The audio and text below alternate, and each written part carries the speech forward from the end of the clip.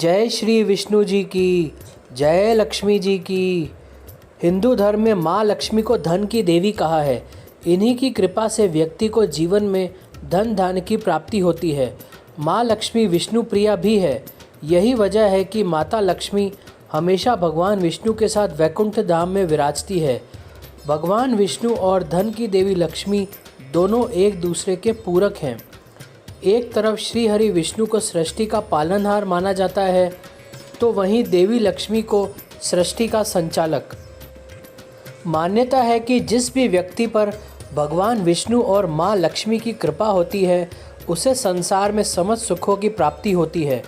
अक्सर धार्मिक तस्वीरों में देखा जाता है कि माँ लक्ष्मी विष्णु जी के चरणों के निकट बैठती है। लेकिन क्या आपने कभी सोचा है कि धन की देवी होने के बावजूद भी माँ लक्ष्मी विष्णु जी के चरणों के निकट क्यों बैठती है? चलिए जानते हैं रोचक तथ्य के बारे में।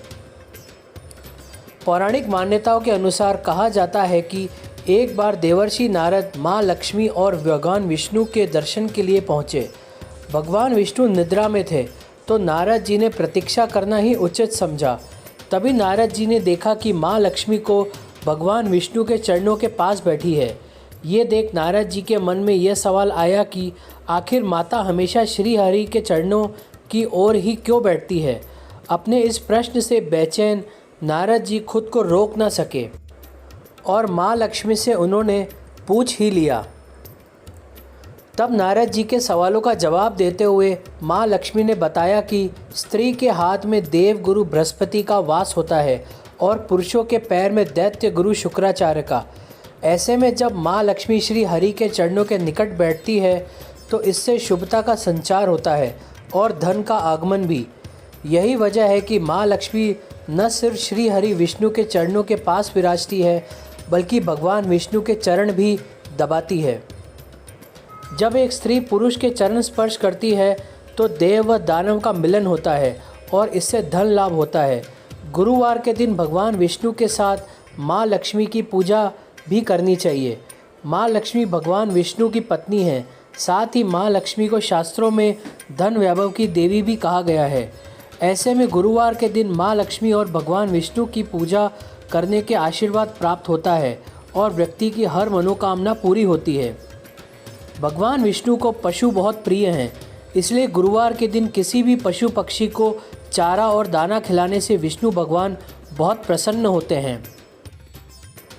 उनकी प्रसन्नता के साथ आपके घर में माता लक्ष्मी का भी वास होगा।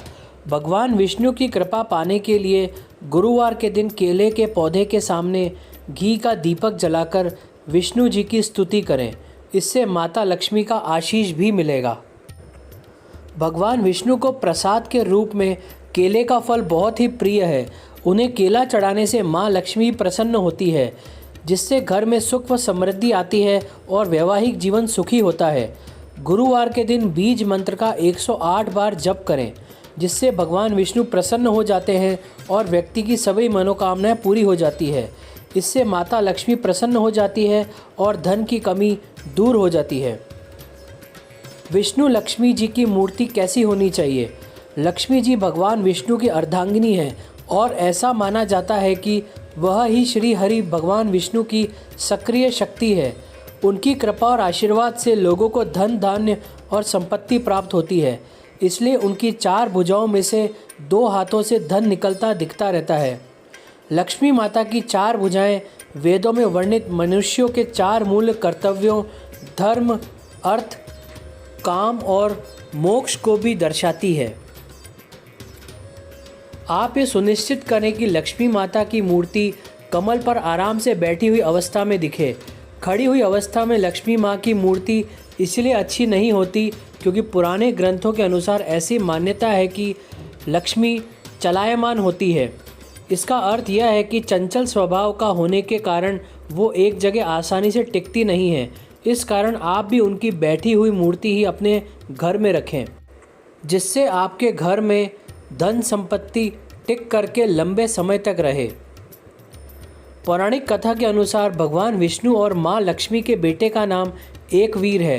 हालांकि जब हरिवर्मा नामक राजा ने भगवान विष्णु के जैसे पुत्र की प्राप्ति के लिए घोर तपस्या की।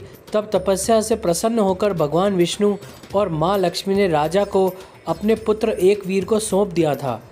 जीवन में असली लक्ष्मी उसे ही प्राप्त होती है जो खुद श्रम कर धन अर्जित करते हैं, वही जो हर प्राणी को समान समझकर प्रेम करते हैं। जय श्री हरि विष्णु, जय लक्ष्मी माँ।